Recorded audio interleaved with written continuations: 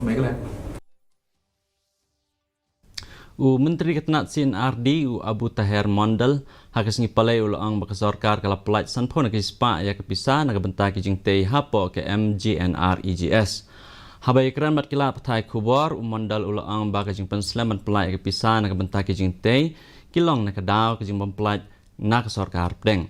Hakaway pat kaliang kanyo trap Youth Council HYC hakas ngipalay haba IT ya kedorkas siya Menteri Ketenat CNRD IT Mondal General Secretary ke HYC Ubak Roy Kupar Sendrem ula ajumut ya ke sorkar jela bakadai bandon ki SOP kenang ba ya ke jemplat pisah kadai banlong hapok kepor ke ba amdai ban palat ya kan riubnai bat lada penslem katenat kan haban siulang rengkat bat kasut sya ki VEC.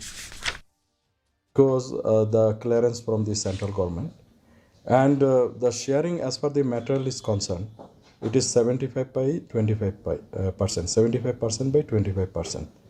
So unless the center releases the fund, it is very difficult for us to just release this 25% and keep people happy.